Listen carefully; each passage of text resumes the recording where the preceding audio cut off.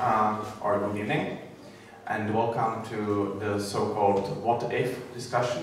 It is a special format of the debate. We are doing, let's say, the second year or almost once a year. I would like to welcome you on behalf of the organizers, all the EUNIC, and the members and the Institute for Policy and Society. And of course, you know that we have a special topic today. The topic, what if there were no borders, or what if there were borders. It's quite easy to see the joke in the text, and it's not easy to pronounce it. However, my name is Aldous Huxley. I'm the commentator of Leiden Daily, and I want to really thank our guests. And I will start from the left with Professor Lucassen of Leiden University. Welcome here. Then there is Mr. Dorian from Brempt, who started a wonderful project of Citybooks, and my colleague and chairman of the Institut, Macháček, one of our best and most renowned commentators. Well, we will start with just, and I will say, with just 5 or 10 minutes introductory speeches, and then I will ask you for your questions and for your remarks, because we really want this to be a discussion, not just a presentation. So, Professor Lucassen, if you may start. Yes, all right. You can hear me? Yes. Maybe people in the back can come a bit to the fore, as it is not that big room. I am a historian. Sorry, it's only water. Yeah. I'm a historian, and I've been working, among other things, about migration and also on borders. And more recently, I've written about what we now know as a refugee crisis, which of course has everything to do with borders. I think as a historian, and you look at Europe and its regions, let's say Northern Africa and the Middle East, it is interesting to note that in the last, let's say, 50 years or so, I think there are two very different developments. On the one hand, Europe has become a continent with fewer and fewer borders. Yeah? I mean, when I was a young boy in the 1960s, of course there was the Iron Curtain, so let's say Eastern Europe was very much closed off from the rest of Europe, and between countries, as soon as you crossed a border, you had to stop and show your passport. Even if you went from where I was living in the south of the Netherlands to Belgium or to Germany, it was very clear where the border was. And not only did you have to show your passport, you also had to change money, and in case, but not for me because I was a young boy, but suppose you wanted to work in another country, all kind of bureaucratic hassle was then in the way. Well, if you then look at what happened since then, since I was a young boy in the 1960s, of course a lot has changed and a lot of borders have disappeared. I mean, there are still territorial and national borders, but they have very little significance. Yeah? The Iron Wall has fallen, as you all know, and the European Union has become, let's say, a territory vast from, let's say, well, from Poland to and Greece to Spain and Norway in the north, where people can not only move freely, and where part of that union they can use the same money, the euro. Even in the Czech Republic, I think you can use the euro, although of course you have your own and mint still. But what's more important for many Europeans is that not only that you can travel freely, but also that you can pick up employment freely. Yeah, that's of course a recent development, especially for Eastern Europe. Romania and Bulgaria as the last countries where people from those countries now can come to the Netherlands or to England or to Ireland, whatever, and don't need a special permit to work at the labour market. Yeah? Yeah, so that's really, so in that sense, Europe has become a borderless, to a large extent, a borderless continent. It's also interesting to note that in the 60s and 70s, also people who came from outside of Europe, just where there were all kind of borders within Europe, but it was relatively easy, for example, to come from Northern Africa to Western Europe. Think of Morocco, Tunisia, Algeria, Egypt. People needed, let's say, official documents and needed all kind of permits, but it was very easy to get them. If you look at, for example, at Spain, people from North Africa could very easily enter Spain and also enter the Spanish labor market, for example. So where Europe became more and more borderless inside, in the course of time, and especially after in the 1980s and 90s, that the outward borders of Europe have become much more harder, because from 1993 onwards it has become much more difficult for people from other continents to come to Europe.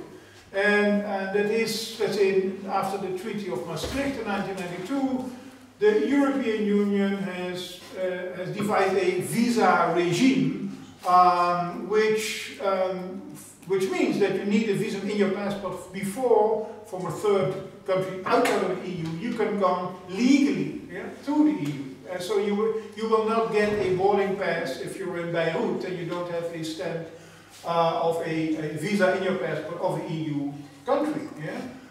So you see, inside they crumble, but outside they harden, you could say. And this was not so visible at first, but has become very visible in the last 4 years in, well, what we have, what now is known as the refugee crisis. And especially what happened in Syria, but also, let's say, the implosion of Iraq and of Afghanistan, as well as the very, very repressive regime in Eritrea. And they have created a new refugee flow, where 70 to 80% of the people who join the flow come from these 4 countries. This is very specific, let's say, origins of these people.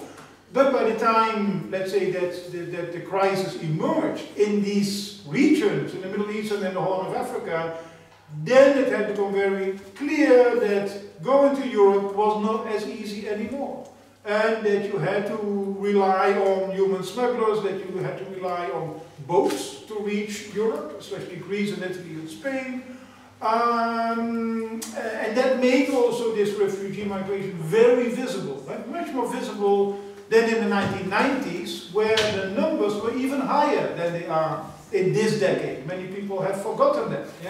But if you look at the numbers for the EU countries, in the 1990s, more refugees and asylum seekers came, and then only to Western Europe, than at this moment.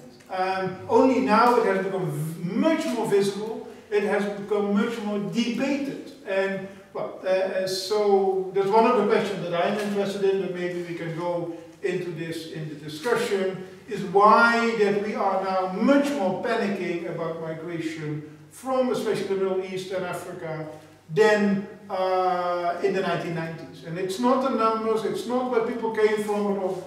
Yes, there was a Yugoslavian war, there was also internal refugees in the 1990s, but already then 80% of the asylum seekers already came from the same regions, Middle East and the Horn of Africa. So it's interesting to think about why, let's say we, that's to say politicians and media, part of the population, are much more worried and about, let's say, the current migrations from other parts of the world. I think I'll leave it at that. We can come back to this question of why in the discussion. Well, thank you. Maybe I can have one follow-up question right now. Well, I've been to the beautiful city or town of Schengen a couple of years ago, and there's, as you mentioned, the visible border. There are 3 areas, if I'm not mistaken. And well, there are 3 banks belonging to 3 different states. And that's what I imagine by the visible border. I wanted to ask if there are such borders in Europe, like you mentioned the history of borders in Europe. So are these borders, the natural borders in Europe, like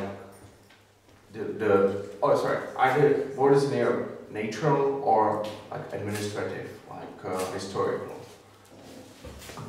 Well, of course they are historical, although of course we have seen many changes, often due to wars. If you look at a map of Europe before and after World War I, it was, especially in Eastern, Southeastern Europe, of course, completely redrawn, because of the implosion of the empires, the Ottoman and the Habsburg, and the rise of nation states. I mean, in 1914, Prague was part of the Habsburg Empire, and after 1918, it was Czechoslovakia became a separate nation state. So of course borders are historic, and some borders, look at the borders of France, they are already for a very long time there. Of course, Aldous Huxley and some shifts has taken place, but basically the Pyrenees and most of the borders of France have a very long history. So yes, they are historical. Natural, I mean, the only natural border that you can think of are, let's say, between the sea and the land, for example, or very high mountains can be more, they have some naturalness to them, but everything in between is of course man-made, and everything to do with the history of Europe, which, as the very famous American sociologist and historian Charles Tilly has made clear in his work, that the history of Europe in the last 5 centuries is a history of war. And war is state-making, is war-making. So, I mean, there's an incredible number of wars and fighting has been going on, and that has determined, let's say, where the borders are. If that is an answer to your question. My name is Dorian Brempt. I have spent my last 11 years in De Buren, that's the neighbors, and that's the Flemish-Dutch house for culture in Brussels. It's a house for debate, and let's say that it came into being quite accidentally. The Flemish and the Dutch have this kind of bizarre, sui generis relationship, love-hate relationship. We like each other, we love each other, some days a little bit more than others. And 30 years ago, the Flemish people started a house in Amsterdam. And they thought, oh, if we do that in Amsterdam, the Dutch will do that in Brussels too. Well, the Dutch can't, and they said, why a house in Brussels? And so they spent 30 years of thinking, and after 30 years of thinking, there was a momentum. 2 crazy guys, Van der Ploeg in Holland and Anciot in Belgium, 2 really funky ministers of culture who said, let's do it. And so it happened. I don't think there is not so much rational reasons behind that. So that was created, and then it was supposed to be a house of debate. And we got a lot of debates. I was the first director for 10 years, which is a long time. And my Flemish friends, then, I had to tell them that I was not a nationalist at all. I'm not a Flemish independentist, I'm not a nationalist. I'm also not a Belgian nationalist. Right? You know, Belgium is an accident in history. There are many jokes, but maybe the jokes are partly reality. We have been occupied by so many countries that we have learned how to adapt to everybody. So this identity is not really very Belgian. And then when I started at De Buren, I heard also from the UNIC members this debate about European cultural identity. I said, give me a break. European cultural identity, what do you mean? What is it? And so when I saw when I received the text and this debate about what if no borders,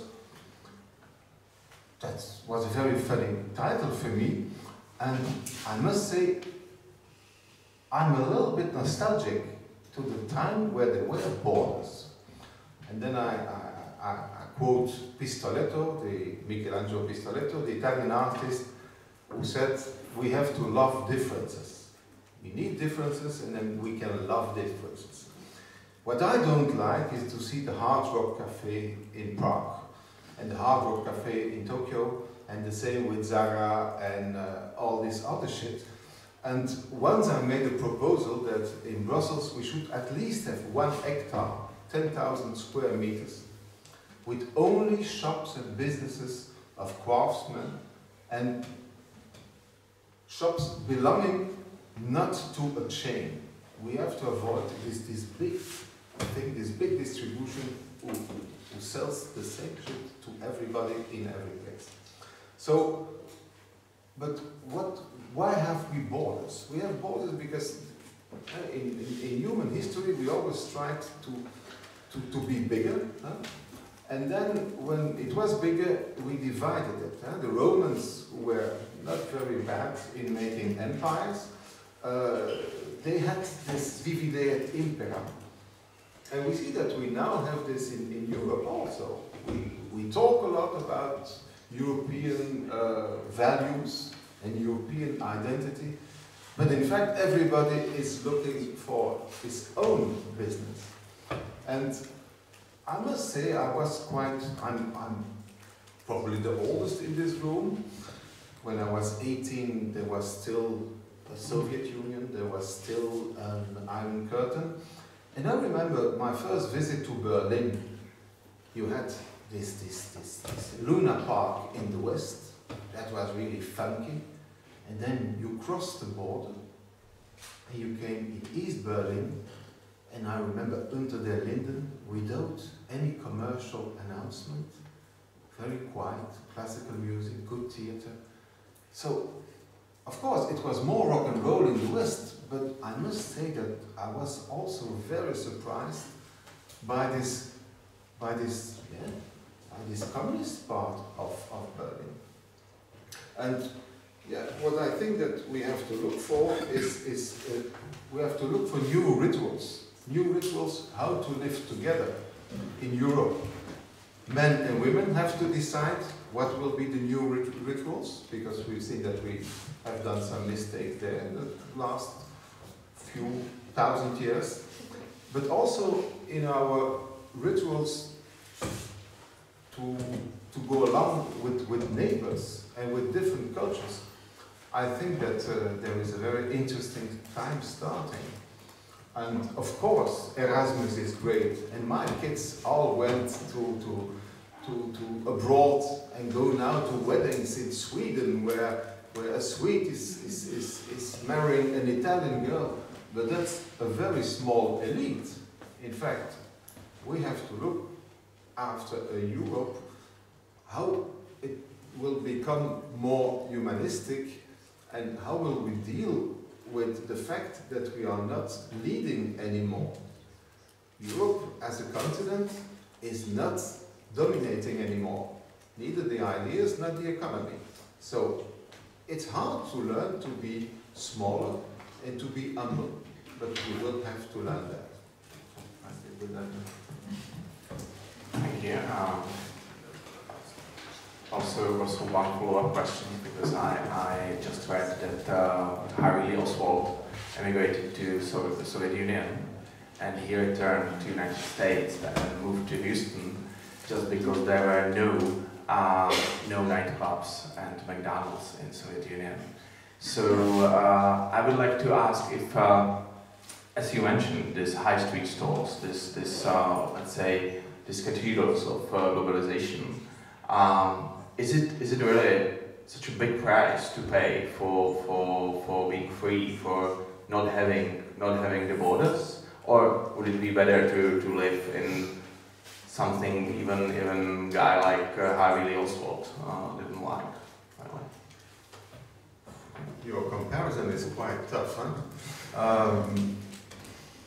I think that not having borders is not the same as being free. Being free is something that happens also between your ears. It's not only depending from the political system you live in, but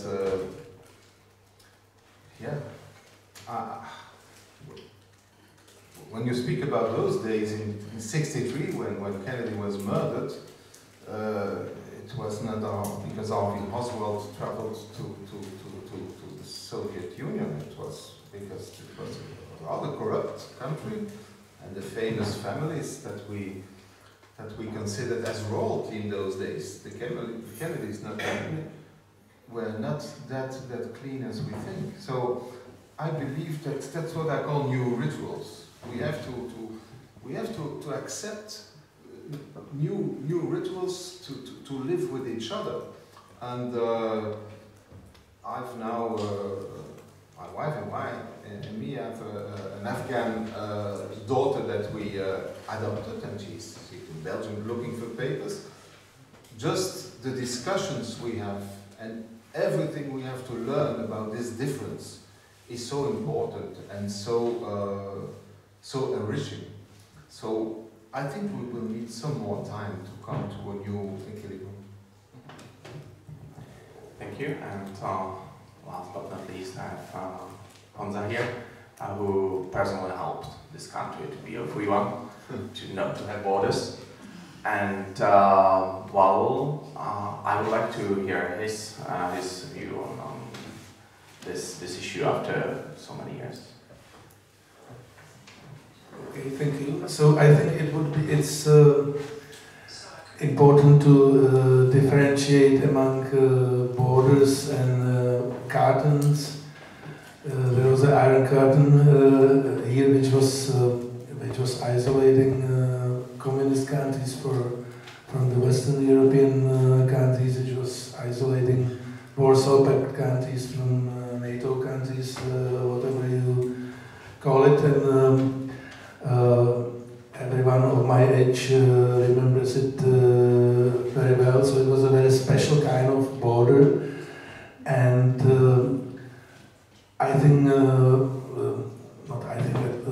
our former president Václav Havel, and not only him, used to say that when we were coming back to Europe after 1989, that perhaps we can help Europe with our experience with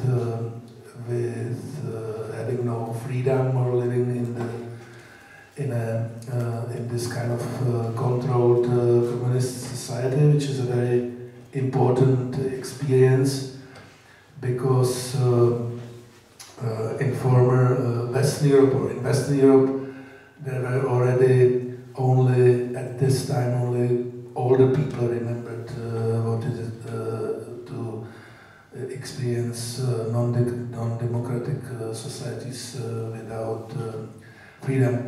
In this respect, it's actually interesting into what extent we are really reflecting it these days, and into what extent we really remember in Czech Republic or Hungary or Slovakia that our countries were not only isolated and closed, but it was also this paradoxical state with Iron Curtain that officially the rhetoric was that the countries, the communist countries, are protected from the West, but in reality we all know that the borders were there to guard, to keep everyone inside, and there were police or army were even killing people who tried to cross the border, which is also very interesting to think about it, why it was that way, because if we look at Cuba these days, for instance, they are quite happy to let everyone out who wishes to go out, because they have potentially less enemies inside, so it's also very interesting. But on the other hand, it helps to spread fear within the society, also in other particular fields, not only with traveling or doing business or something. So if you are kept inside, it's also strengthening the pillar of fear, which is very important to keep the society totalitarian. So why Cuba is quite open in this respect, letting everyone unpleasant for the regime to go out. In North Korea, they still keep everyone inside. Now a few completely different remarks. I think it's very important to realize that in Europe or everywhere, if you have a huge complex entity with no borders inside, this is the Schengen area, it's quite logical that this is only possible because you have well-protected borders from outside, or it's not sustainable in times of a crisis or huge waves or whatever, unexpected waves or wars which are happening or humanitarian crises which are happening close to European territory.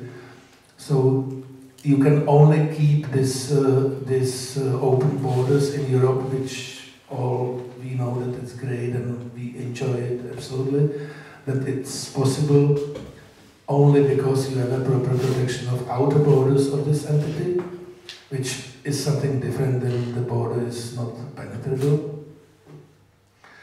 And it is only sustainable for the future that this protection of outer borders is more organized and more functioning and more professional, etc. So to give you the example of the United States, as you know, it's a federation, so Europe is not a federation. But the United States spent, I believe it's like $35 billion annually for the protection of outer borders, including coastal guards, etc. Expenses of the Home Office and customs officers and everything. So it's $35 billion annually, whereas the budget of FEMA, which is this European, not FEMA, European Frontex, sorry, the budget of Frontex in comparison to that is like 150 times smaller, but obviously there are budgets of Poland and countries which are on the border of Schengen. So to have a proper protection of outer borders doesn't mean that you should close the entity in an impenetrable way. It just must be organized, and what voters and citizens within the entity really dislike, that there is a chaos and this is a completely different topic than expressing the solidarity. So you can express the solidarity, is my opinion, but you cannot express the solidarity in a chaotic and disorganized way. You cannot have waves of illegal people entering the country. On the other hand, to contradict myself is, if you look at the United States, you still have millions of illegal or hundreds of thousands of illegal Mexican entering the country, even though you have a proper protection of the outer border. There is just no way to stop it. It's very complicated. And I have a friend who lives in Europe, but he also has an estate in Texas, and he was telling me the story that when for instance, the gates for the train coming from Mexico or to Mexico open through the fence, and especially in the dark, you have hundreds of people who make it along the tracks inside somehow, and there are many other techniques how to get inside, and there is no way to stop it completely, but at least governments must demonstrate that they are trying to do their best for having it more organized and display the solidarity in a more organized way, if I may. There is also a very important question of free trade and borders. In Europe, we have. It is considered by the founders of Schengen and by all these, like, let's say, like basic treaties. So it's called a fundamental principle, fundamental is that you have free movement of people, free movement of labor, especially. It's an important principle, but it's not materially happening that much as we would, as the founders of the thing were originally expecting. So it's interesting that in free trade doesn't need a free movement of people. It should be realized. Economists change their opinions or change the results of their scientific output. Maybe it will be different in the future, but it seems to me that mainstream economics, I suppose that Honza would agree with me, to have a properly functioning free trade, you don't need free movement of people to keep it. So it's a principle of the European Union, but it's a principle which is more like culture, civic. It has to do more like with openness, with the value of openness, with the value of friendship, but it's not directly interconnected into the needs of the market economy or a free market. So it's interesting, and so you have two different movement of people going for vacations, tourists enjoying openness, enjoying to travel to the country which is two beautiful places and places in Europe, and the need to travel abroad and work abroad and to keep it like a principle. And it's in this respect, it's a question into what extent it will be actually sustainable, because we can witness the trends in Europe. Now you have you know that French President Macron really was pushing this new regulation of posted workers, that there is supposedly some emerged from somewhere the principle, the same work in the same salary in the same place, which is not something which they have in the US, even though they have a federation and open borders. In US, like whatever bricklayers or carpenters from Oklahoma, they can go to California and build a house, and no one is controlling if they are really keeping local salary, which is average salary for carpenters in California at the moment. So it's, in this respect, Europe is actually dismantling, to me, to an extent, single market and principles of free trade. So these are all very, very interesting and controversial topic.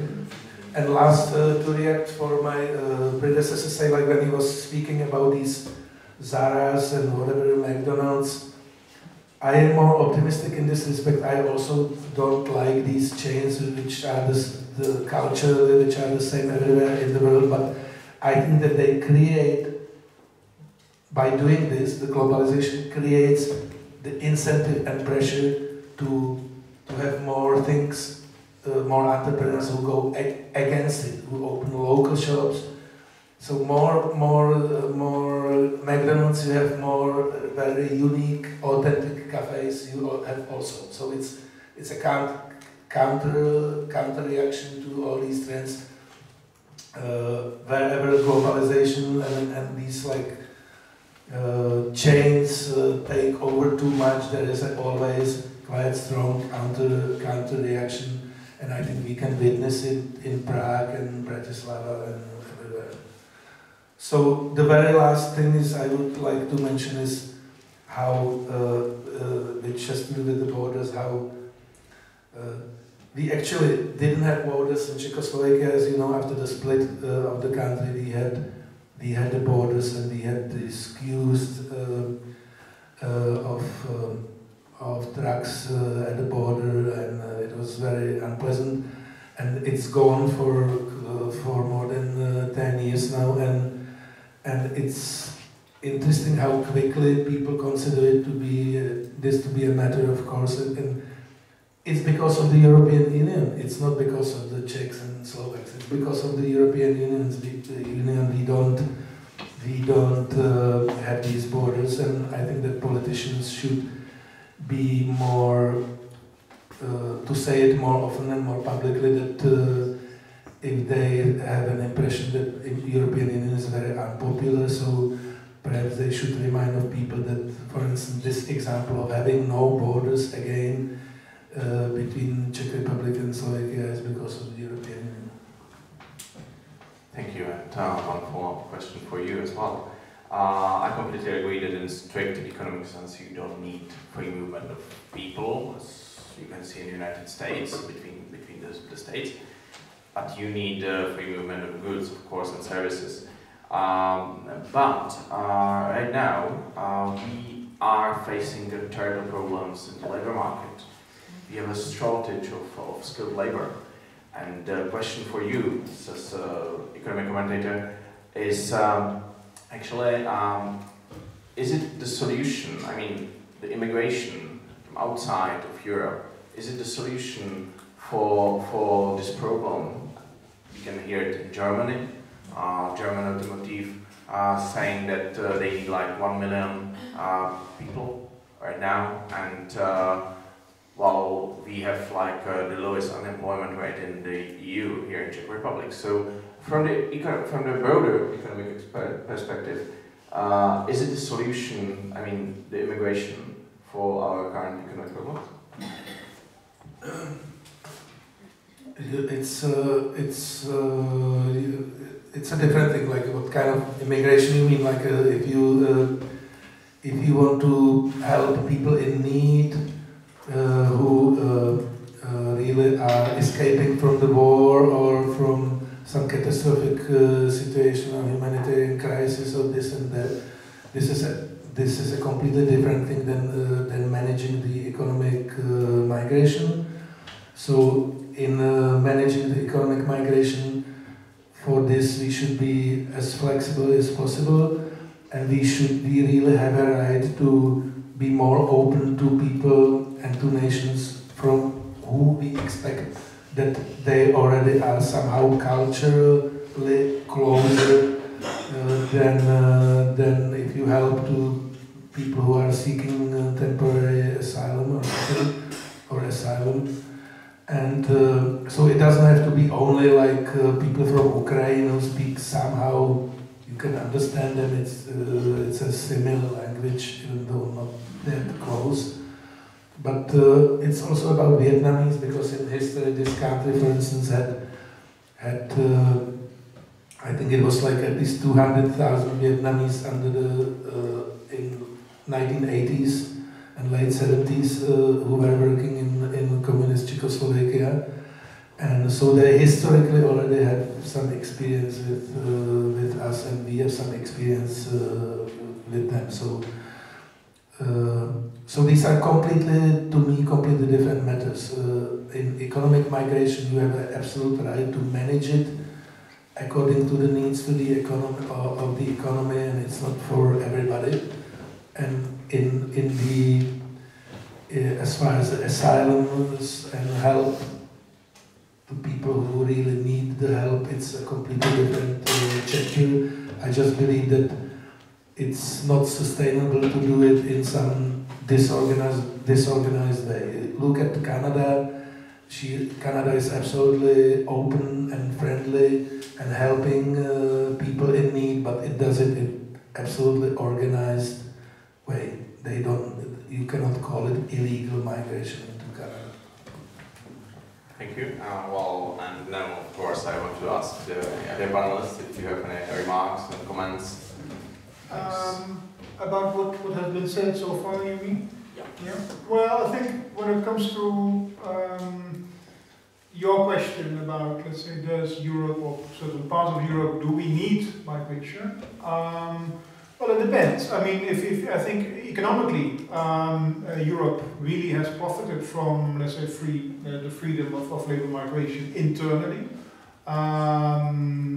because it really, let's say, makes good balance where, let's say, there's deficits and where there's demand for labor, and you see that very clearly, especially with Eastern Europeans working in Western Europe. I mean, certain sectors in the Netherlands, but also in the UK, would totally collapse if migrants would leave, and if all migrants would decide to leave the UK, well, then they have a very big problem.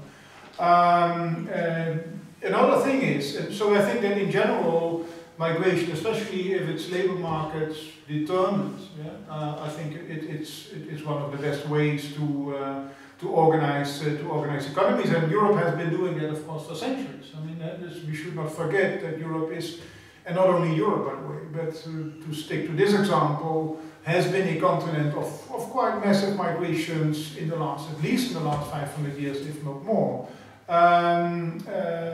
So in that sense, I think we should acknowledge that migration is the normalcy, and only our debates that we have on migration often very much narrow down on certain categories of migrants, especially now, let's say refugees, asylum seekers.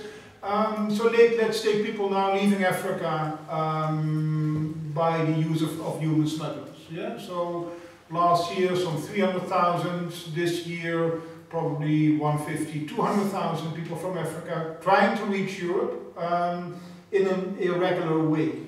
That's where all the focus is on, although these are tiny numbers if you look at the total population of Africa, these are tiny numbers if you look at the population of Europe, and we tend to forget that 9 out of 10 Africans come to Europe by plane. They have a legal, they have a visa, 90% of the migration from Africa we do not even perceive. So we really tend to really focus on only a small part of the total migration, and that makes the discussion about whether, let's say, migration is good or bad, or whether you like it or not, makes it a very skewed one. And I think it's my task as an academic is to open up, let's say, the window and say, hey, if you're talking about migration, but then we have to talk about all migrations. Also the people from Japan or from India, from the United States who come to Europe with often highly skilled, and of course we welcome them, but they're also part of that same puzzle that we call migration. But that's not where the current political debate is on. The debate is on only those migrants that for whatever reasons, and however you think of it, are seen as problematic. Still, you can have, as a society, and Japan is in that sense an interesting country, you can, let's say, decide that you want to have as few possible migrants because you want to, well, for ethno-national concerns, for example. So Japan, since World War II, of course Japan had created a huge empire from the beginning of the century onwards, but after World War II it decided that it wanted to keep immigration as low as possible. It was very difficult to go to Japan, and if you were there, to become Japanese. It's very ethno-national, but at the same time it was clear that Japan could not function without immigration. So there were 100,000 people from Korea, from Vietnam, from the Philippines, who were given all kind of intermediate statuses, often sometimes even also illegal. And now at this moment it's very interesting that Japan really has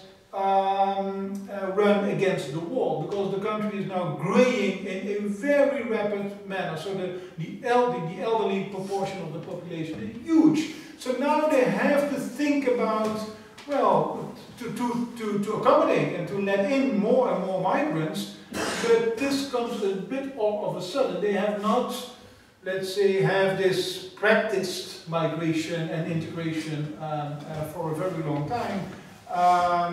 And well, that's the price I think they now pay. Well, I think we absolutely need migration, especially in my little old small Belgium. We don't make enough babies, and that's in France a big problem. That's a problem in the Netherlands. That's a problem in Germany.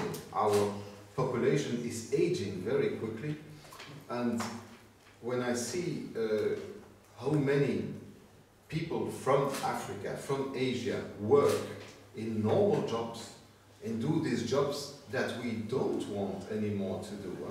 If you go to Paris, it's very typical, and it's also very hard But when you see the garbage collected in Paris, that's all black people.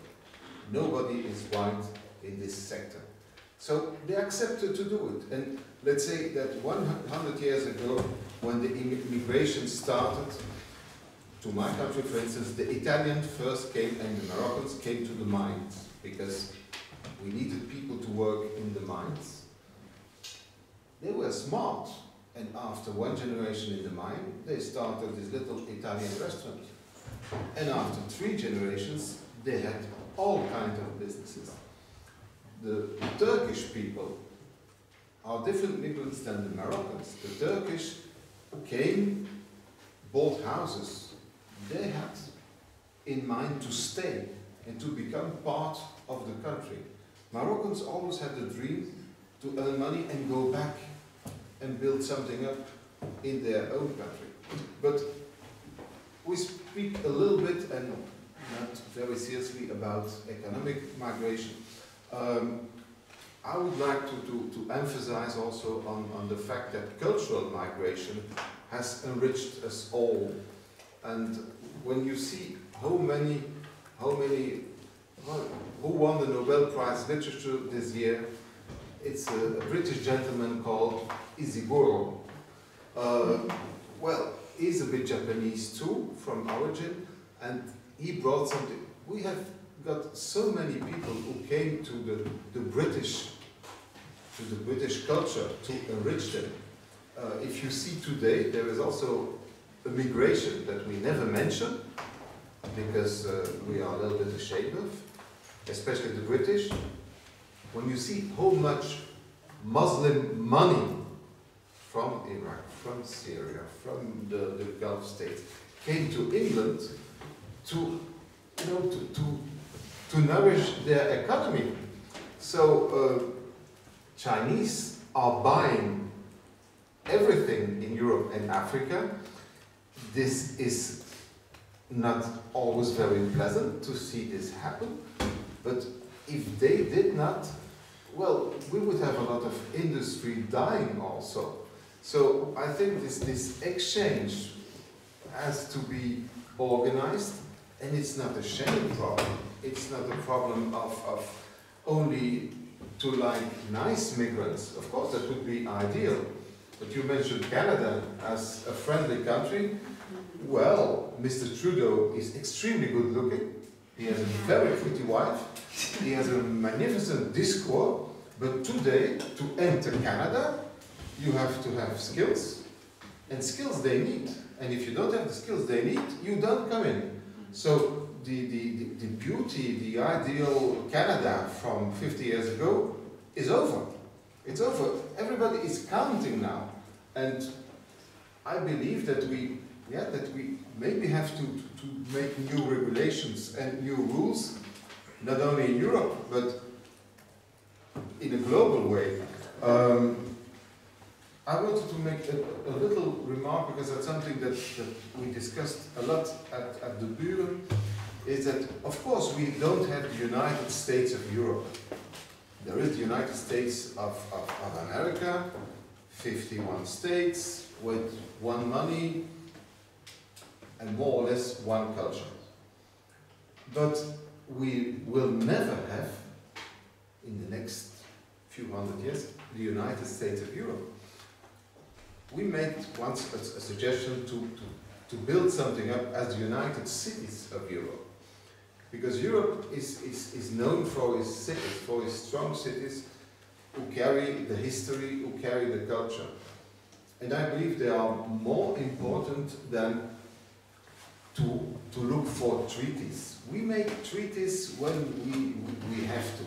I once asked the director of Arte, this very good cultural television channel between Germany and France, what is the secret of Arte? Why did you succeed? He was French, a little bit arrogant, and he said, we succeed because we could do it without the British. So it's maybe a boutade, but it's also a little bit the truth that you need to find a good match. And maybe we have been a little bit wild.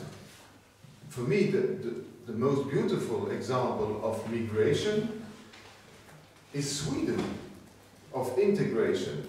The effort in numbers, but also in quality, done by Sweden is really an example for all of us. Also for rich Belgium, we could really do much more if we wanted, but of course. But Sweden is the real fantastic example. Well, thank you. There used to be this set joke that the minimal requirement to enter Czech job market as a construction worker used to be a degree from Ukrainian university, at least in physics or some kind of technical skill. Well, I want to ask Honza if you want to answer to these remarks.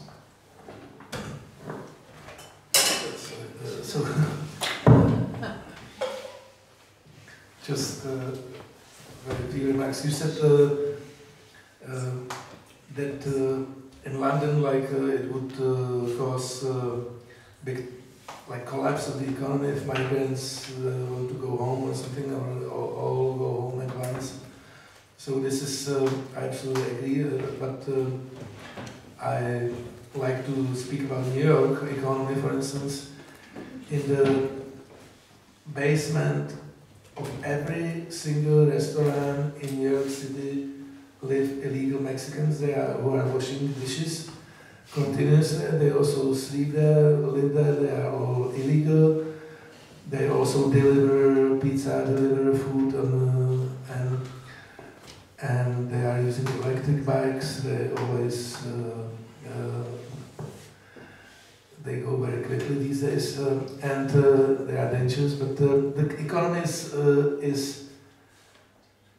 could absolutely collapse without them. So it's in this respect, it's there is no ideal model of migration. If I say that Americans are spending money for protecting the outer border, it doesn't mean that they have illegal migrants. Or on the other, they don't have illegal migrants. On the other hand,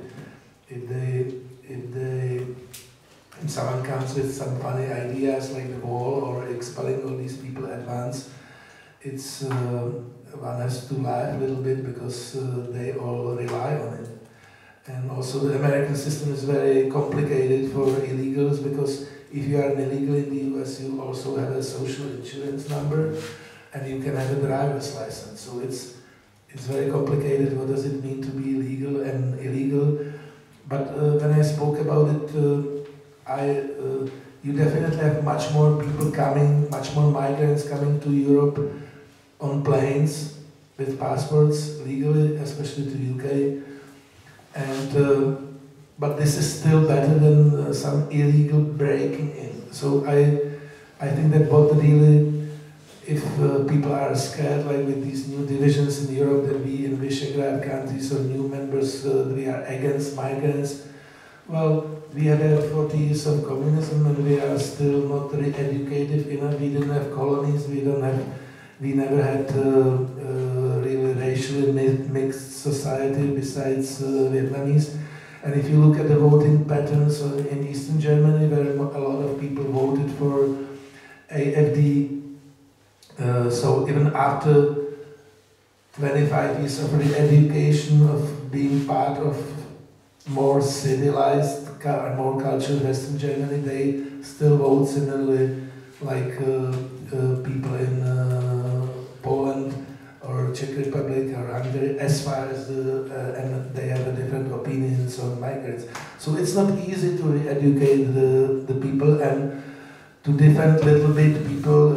Obviously, I dislike populism about this, but to defend people in post-communist countries in this respect, they are really afraid of normal people just watch television, or they are afraid of terrorist attacks, and they are afraid of someone illegally breaking in thousands and walking in illegally. So that's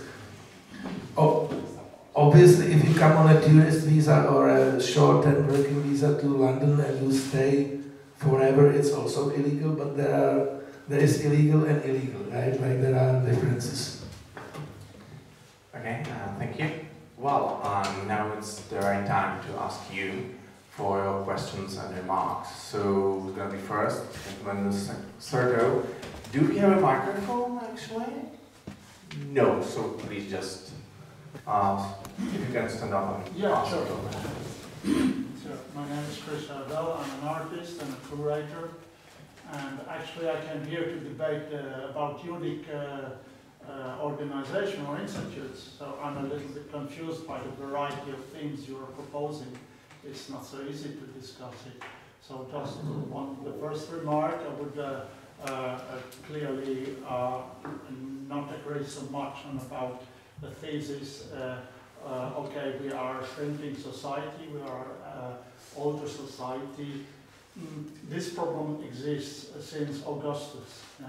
Augustus, there are debates and texts of the time, 2000 years ago, when the Roman society became more mature and richer. Yeah? Then they had exactly the same phenomenon. The women didn't want to bear children, it was shrinking, and they took in more and more foreign, well, not nations, but populations. Yeah? So some say this was the end of the Roman Empire. I tend to believe that in a developed economy as we are not dependent so much on the number of the population. Yeah? We are depending certainly on the skill of the population. Yeah? We are, but not whether Germany has 80 million or 60 million. I don't believe this is so important anymore. If they would reduce the population, the rent for the apartments would go down. It would have some deflationary effect, which is certainly very positive. But I would like to talk about, say about culture. Yeah, that was my initial idea. Yeah? If you take in, so to explain, I was a teacher also at Academy of Fine Arts, and there were some Chinese students, yeah? And some from other areas of the world. Yeah? And the recurrent problem was how to make them understand what is European culture about, culture through the art. Yeah? What okay, and that was not easy. How do you explain to a Chinese skilled student, very nice, very sympathetic, that there was always a transfer, an artistic technology or skill transfer within Europe. Huh? It came from your place, Antwerpen. You are from Antwerpen, or you from? So it went to Naples, from Naples it went to Madrid, from Madrid it went to Vienna, and you have these people like Rubens, you have the Caravaggio school, and so on. And behind, and these people, these artists transported the ideas of Europe, yeah? For instance, charity. Yeah? And now comes my point. Yeah? Not only how do you explain this to the foreigners, the Arab people, the Chinese, the Asian people, almost impossible to the Arab because they have the Quranic prohibition of a picture, so they don't have it inside. Yeah? But also to our own young people. Our own young people are used to modern, contemporary, superficial IKEA.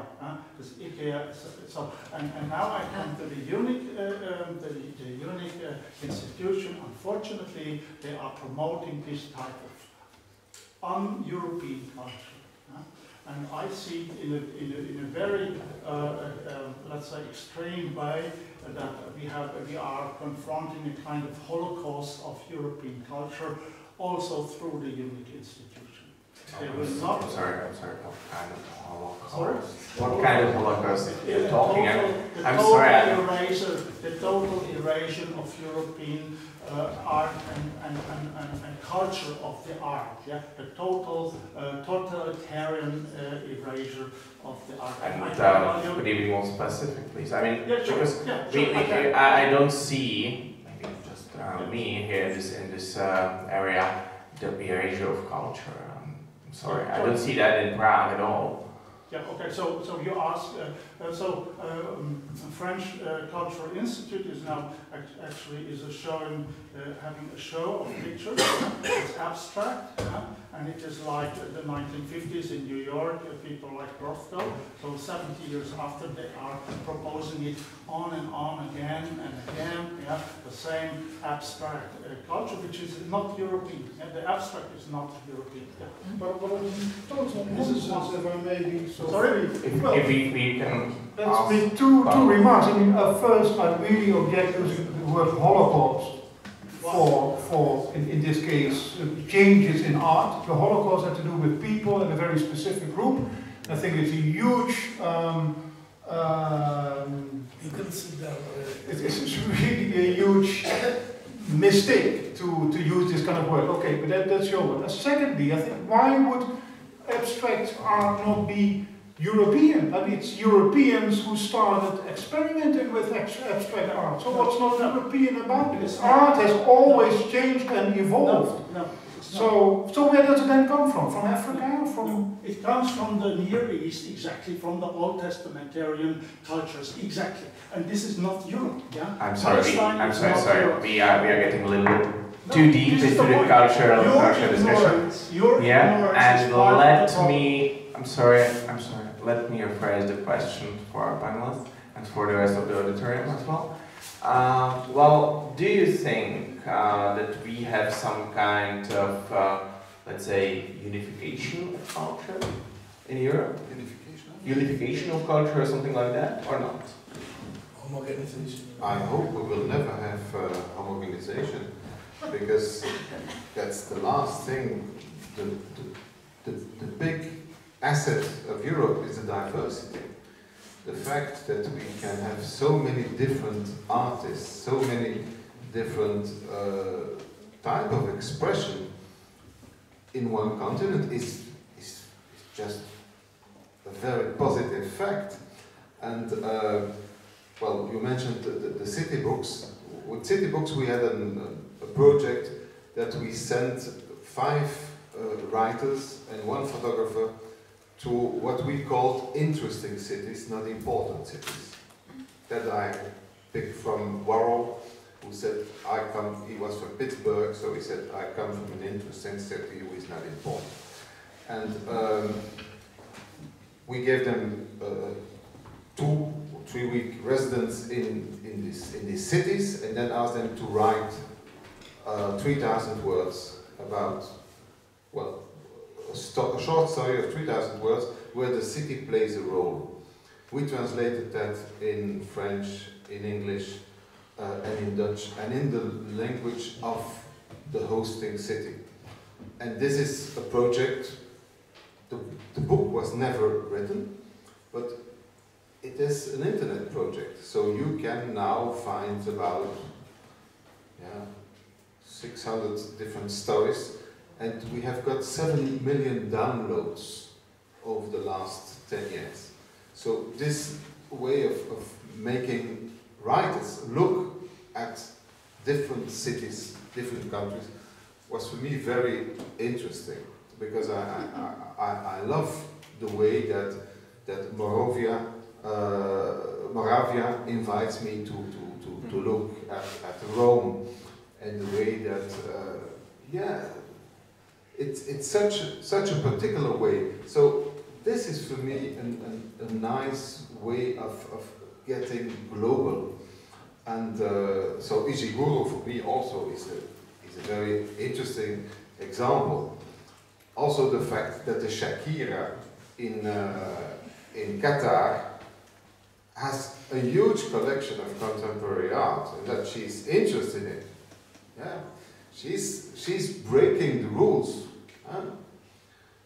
I don't say that this country is an example for many other things, because they have Al Jazeera on one side and they have the American Navy on the other side, but they also invest in art, and art can help to understand. So I think that's one of the lines we followed at the Buren, the European Union is not a big success so far. But that's because it was an economic union. They spent 20 years to decide about the price of the potatoes. But if it had been a cultural unity, if it has been a cultural union, when I said that 10 years ago, people said, you are naive, you are stupid. If it had been cultural, it wouldn't exist anymore. Now that there are some difficulties because this common market for labor, this European army, this, you know, all this is a little bit too complicated. So people try again to say, why should we not emphasize on cultural Europe and cultural exchanges? And I think education is also very important. We have some countries like ours. I'm very proud that for 500 euro, all people can go 1 year to universities who are decent universities. When I see the differences of fees, of money you need, there's a very funny joke about a Dutch university, Maastricht, who is very proud that they are the biggest university on the continent in English. You know why so many English kids come to study in Maastricht? Because it's cheaper to send your 2 sons and daughter to Maastricht than to have them studying in England. Well, this is something strange. And if we look at Trump and what's happening in the States, I think we should invest a lot of money in European education, in education system, in exchange from students to make this Europe in our minds. So that's it for now. Okay, thank you. Well, any other questions or remarks from the auditorium? Not yet. Well, I have one, maybe a little bit provocative question. You mentioned a lot of issues, but there are basically 2 or 3 models of Europe we are hearing about these days. First is so-called fortress Europe. So we should, saying that we should close the borders, we should be like the good old-fashioned Europa. Then the second one is quite the opposite, saying that, well, we should open the Europe because, well, there were no real borders throughout the history and Europe survived. And somewhere between is the concept called Asterix village. If you know the Asterix comic book, you probably know. Saying that, yeah, we should defend ourselves from the Romans in that sense, and but welcome everyone coming to our village with peace of mind and wanting to join our communities. So what is the best model, and not just the best, but the most sustainable model for Europe right now? I will start with you, Professor. Yeah. Well, let's first, I think it's important to realize that there is a fortress Europe in the sense that, and this is very much a bureaucratic fortress, much more than, let's say, gates and etc. But as I said, this whole visa system, which is a kind of a paper border, but it's a very strong one, and very, let's say, with many consequences, are also deadly consequences. At the same time, what we now see in the last decade, but especially in the last couple of years, is that Europe is now, let's say, outsourcing its outer borders, and especially into the Middle East and into North Africa. So, which means that Europe now more and more wants to have a kind of remote control, where they already try to stop migrants in the Sahara. So there's all kind of agreements that now have been made with states like Niger, for example, where often quite authoritarian regimes, even the Eritrean regime is now being considered by the EU as a regime that you can pay in the hope that they will stop migrants. The consequence of this kind of, let's say, Fortress Europe kind of policy. And again, I mean, that's up to whether that's good or bad. That's up to, let's say, what we as citizens think. That's a political issue. As an academic, I don't have any opinion about that. But I think as an academic, what I can see is what the consequences are. And the consequences are that less and less people who flee, so let's say refugees, are able to reach Europe. So what we are doing is practically, let's say, forgetting about the Refugee Convention that almost all European countries have signed. And of course we could say, well, the 1951 Convention, we don't believe in it anymore, it's not anymore of our times. Okay, we can have a political discussion about that.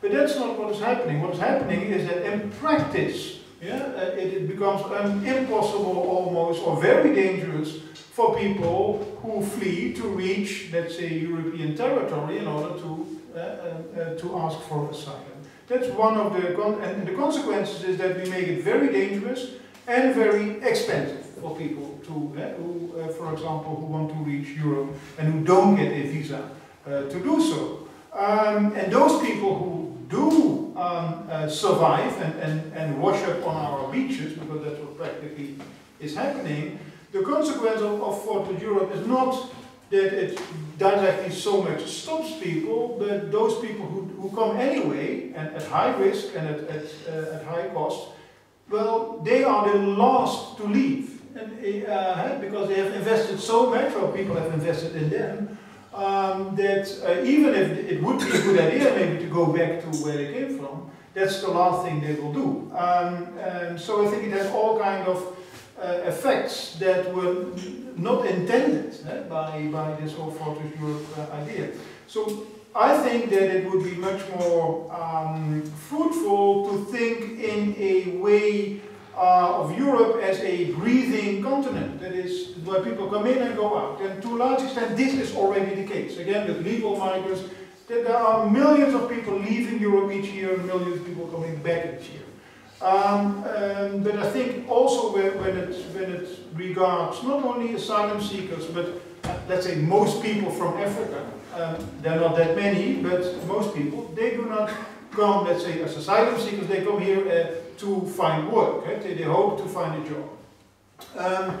So what we now do is make it very difficult, not only to reach Europe, but even to reach Northern Africa. And there's a last, not too long ago, a very thorough research showing that the numbers of people dying in the Sahara are now rising in a gigantic scale. I mean, two times as many people that drown are now dying in the Sahara. And that's because of that we are now making it more and more difficult for people to leave Western Africa and to come, for example, to Northern Africa. Although we know that 80% of these Africans don't want to go to Europe. They want to go to Libya, to the oil industry. Also research showed this. It's not the idea that, let's say, all Africans now want to leave Africa and go to Europe, and so that we will be overwhelmed by Africans. That is not at all, if you look at the basic facts and mechanisms on the ground. So what I think that we should think about is a system that we already have experimented now with internally in Europe, which is that people are free to move within the EU countries, and they're free to move to pick up employment wherever they want. Only, why is not, let's say, 50% of Romania and Bulgaria has moved to Western Europe? Well, that is because, let's say, the boundaries are not so much around the country, but the boundaries are very much around the social security system. If you come from, for example, from Bucharest and you go to Amsterdam and you arrive there, you don't get any money. You first have to work at least half a year, and if you then lose your job and it's not your fault, then there's a right for a very short and not all too long and not all too high unemployment benefit. So that means that what we have constructed inside of Europe, which works quite well, is that people move very much stimulated by economic factors. So if there's a demand for labor, then people might want to come and might want to go. And I think that is a very sound system, that because you cannot allow, let's say, outsiders immediately to your social system. That would explode in a very short time. So I think it is good that let's say that we have a system in which you have to earn yourself in. If you work and you pay premiums, then your rights will also improve. And I think I think it would be interesting, that will be my last sentence, to think about why this could not work, for example, for people from Africa. That you could say, well, you can come. I mean, and so you don't need smugglers anymore, you don't need to drown, etc. Only it's upon you whether you find a job or not. And if you don't find a job, then it's also very easy and not very costly to return again. So to make it a much more natural process. And this is a process, again, we have experimented now for 10 years in Europe, and it works remarkably well. So I think that would mean that all the negative effects of the thought of Europe that we have created, and also the unintended effects, that are not there in that sense anymore. Of course, this needs real thinking about what the consequences would be, and maybe you also want to have identity checks. You don't put all kind of IS terrorists in Europe, etc.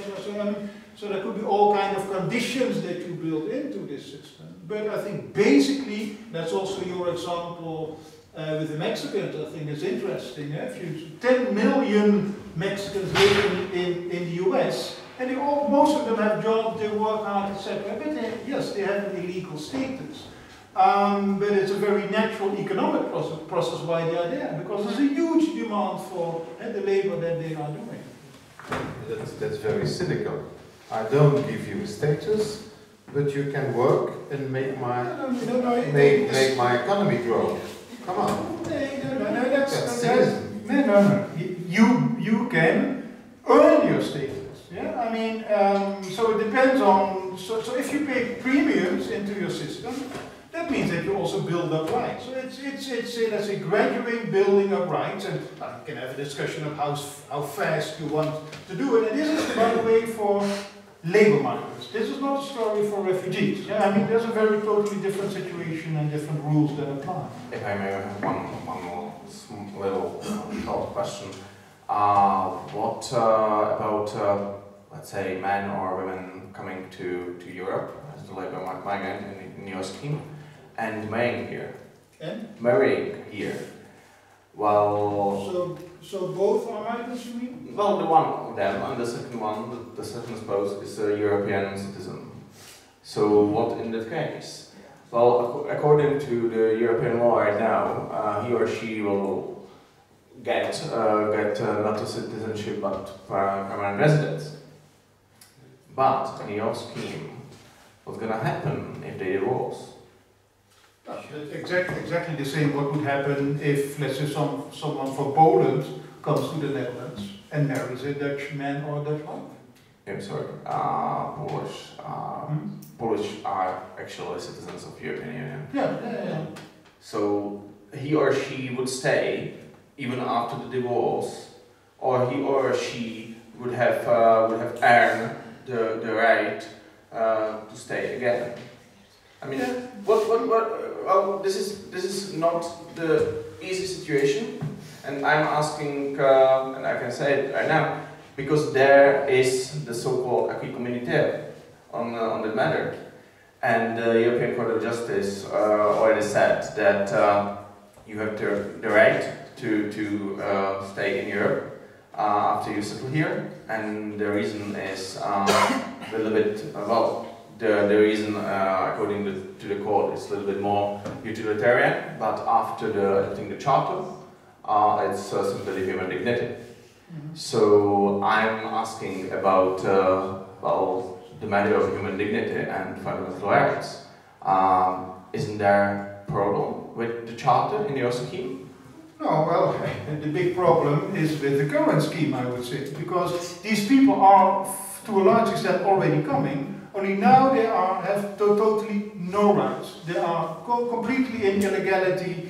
We have really shut them out from our societies, and they have a very insecure position. I mean, that's the alternative. yeah, what we are talking about. So I think that giving people the chance to go in and out as they please, to pick up employment, also legal employment, and to build up, let's say, also all kinds of social rights, I think it's much better than what we now have, because we have millions of these people in Europe, in Paris, in London, and all kinds of cities who have no rights at all. And that's, I think, the alternative that you have to consider. And if someone would marry, would find a partner here, and that partner would, I mean, fine. I mean, it's then up to them. Let's say how to build up. Leo, sorry.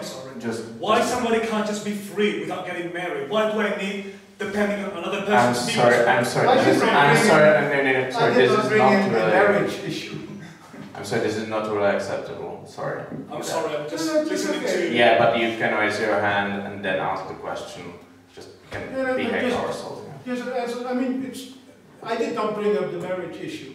So let's say my point is, let's think about, let's say, ways to make migration much more, much more a natural process, and also to leave it to people whether they want to come to Europe or not. Yeah? I mean, and now we make it very, very difficult and very, very dangerous for certain groups of labor migrants to do this. Okay, can we get a little bit back to my original question? So, what's the most sustainable model for Europe? Fortress, village, or open borders? Well, I think that fortress don't work. And I think what Europe should think is to invest also in the countries where a lot of people come from. We have seen that a lot of African countries are moving in the good direction. So if more European companies, if more European money, also public money, was invested in Africa, in the Middle East, we made the mess around Israel. Huh? This is a European construction in '48. What happened now, the very, very complex situation between Palestine, Lebanon, Syria, Israel, is created by us. That's a European design.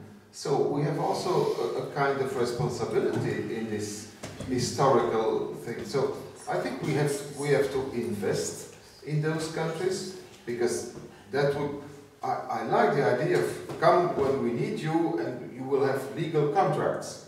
It reminds me a little bit the Swiss model. The Swiss always, when it was touristic season, everybody could come to work, and the day after the touristic season, they were kicked out. That's the Swiss, you know, these peacekeepers, these good bankers. That's not a very strong and sustainable model. This is so. I think we have to normalize our relations to make them more human, to make them more sustainable with the countries we now consider as cheap labor providers. Once there was an article in a newspaper that said, you know, we just make it easy for good soccer players and nice girls. That was a European way of handling. That was not so nice. No, it wouldn't be really nice. And I want to ask on that first the original question, and then for the other remarks. I think that I already illustrated my option. So I said that we really need a proper protection of outer borders, even though the protection of outer borders it will never work absolutely, as we see on as is the case in the US, whose border is much more simple than the border of Europe. But we need really a proper protection of outer borders. There are two ways to achieve it: to really help countries, particular countries, to do it on their own from the EU budget, and to really control that they do it properly, or do it through with more integration, more federative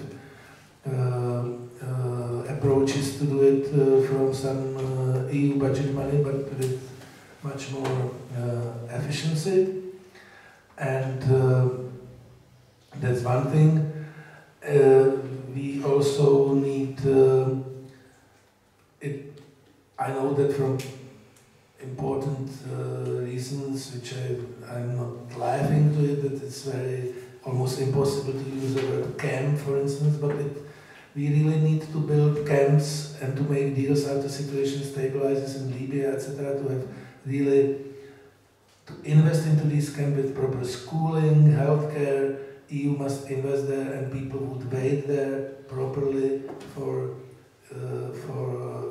to wait for asylum being granted or not. But I think voters in Europe also need to understand more like how the system is working at the moment. There is some very complicated, complex agreement of EU with Turkey, which has been negotiated by German diplomats, not by the EU diplomats, paradoxically. We don't really know, did the flow of migrants slow because of this deal, or was it more because of the fence on the Macedonian border, or are the reasons completely different? Now there is a reduction of flow of migrants coming from Libya, so there is some understanding that through some diplomatic channels and through some communication of EU with these two leaders in Libya, there is some success, but I would appreciate there is more transparency into it. I don't how sustainable it is, how stable it is, etc. But I am very much supporting the unless you have a proper control of outer borders, the open borders within Europe are not very much sustainable to me. And what I am a supporter of myself is that you should have an asylum for whole of Schengen area or whole of EU. But then the question is, what would be the level of the social benefit in this common asylum? Should it be the Romanian social benefit, or should it be German social benefit, or should it be Czech social benefit? So I am myself supporting the idea of having some average social benefit or Romanian benefit, but certainly not German or Swedish benefit. And that would really eliminate people who come to Europe pretending they are asylum seekers, but they just want to go for German or Swedish benefits. And we would have only people coming who are really in need and their life is not threatened in Romania or something. But it's going to be very complicated, because what makes the situation complicated and messy are these really discrepancies between local social benefits, and because social benefits in Germany is higher than the average wage in Slovakia at the moment. So you know it's very, very complicated. But it should also be explained to our politicians who don't understand it properly, because if I am a politician in this country or Slovakia or Hungary, I would actually welcome the asylum for the whole of EU, because everyone would go to Germany first and then gradually would come back, and it would be more acceptable for citizens in countries like Poland and Czech Republic. Some migrants from Germany would come to Pilsen, whatever, České Budějovice, and they would see that it's a very nice city, the country is safe, the wages are much lower than in Germany, but it's nice here, and gradually, naturally, they would start coming. But you cannot force these things through, and people would get used to them, they would like the restaurants, they would like the whatever businesses, and people would gradually get used to them and gradually would accept them, but you cannot force these things through some stupid schemes or some stupid quotas, because we also would like to see that voters in countries in Europe still vote for normal politicians. So this is my Well, unfortunately, our time's up, but I hope we have still a few minutes for informal discussion after we close this panel. So I would love to thank you all for coming here. I would like to also thank, of course, our partners, UNIC, Institute for Politics and Society, and of course this beautiful space. And I would love to,